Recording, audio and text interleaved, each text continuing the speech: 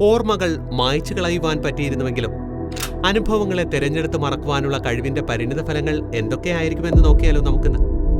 വേദനിപ്പിക്കുന്ന ഓർമ്മകളും ഇഷ്ടമില്ലാത്ത സംഭവങ്ങളും പാടെ മറന്നുകളയാനാകുമെന്ന് സങ്കല്പിച്ചു നോക്കൂ.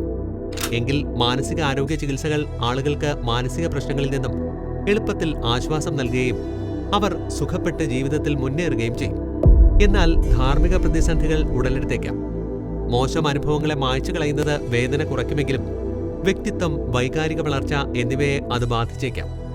അതുകൊണ്ട് സ്വാധീനങ്ങളും തീരുമാനങ്ങളും സംബന്ധിച്ച ആശങ്കകൾ നിലനിൽക്കും. ഓർമ്മ നിയന്ത്രിക്കുവാനുള്ള കഴിവ് പഠനത്തിലും വിദ്യാഭ്യാസത്തിലും വിപ്ലവം സൃഷ്ടിക്കും. വിദ്യാർത്ഥികൾക്ക് തിരഞ്ഞെടുത്ത അറിവുകൾ ഹൃദ്യസ്ഥമാക്കുവാനും തെറ്റായ മുൻധാരണകൾ മറന്നുകളയുവാനും കഴിയും. അതുവഴി വ്യക്തിഗത വളർച്ചയും സാമൂഹിക പുരോഗതിയും വേഗത്തിലാകും. ഓർമ്മകൾ മായ്ച്ചു കളയുവാനുള്ള കഴിവ് നൈതികവും തത്വചിന്താത്മകവുമായ ചോദ്യങ്ങൾ ഉയർത്തും. അതുപോട്ടെ, ഓർമ്മകൾ മായ്ച്ചു കളയുവാൻ സാധിച്ചാൽ നിങ്ങളുടെ ജീവിതം എങ്ങനെയൊക്കെ മാറിയനെ?